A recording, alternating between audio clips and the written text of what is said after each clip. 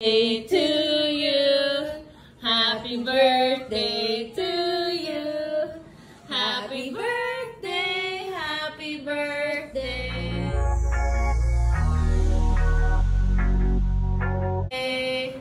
Happy birthday to you. Blow. Blow.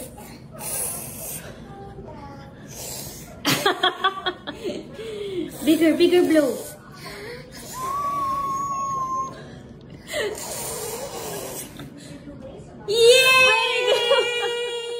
Mayroon naman ngang pa-birthday si Doktora Ivy para dito kay Angelica Panganiban.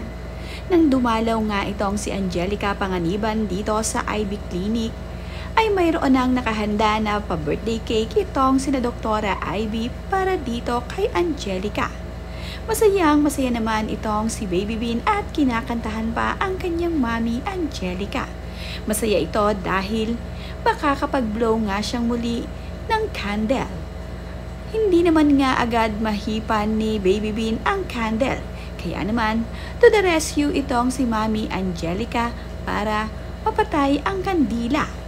Happy naman itong si Baby Bean dahil mayroon na naman siyang malaking cake na makakain.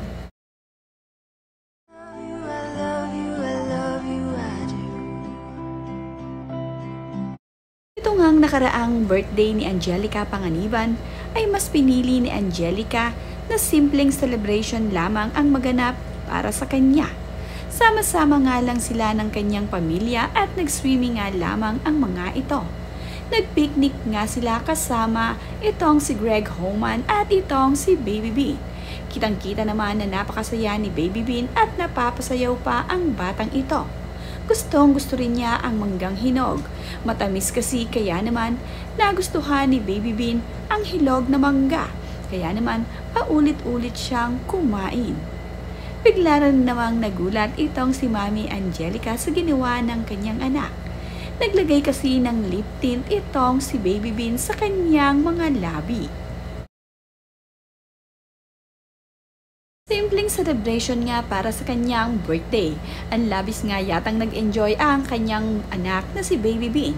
Kumain pa ito ng dirty ice cream. Naghanda nga itong si Greg ng mga inihaw na pagkain kagaya ng inihaw na manok, baboy at mga isda. Ganito lamang kasimple isinelebrate ni Angelica Panganiban at ng kanyang mag-ama ang kanyang birthday.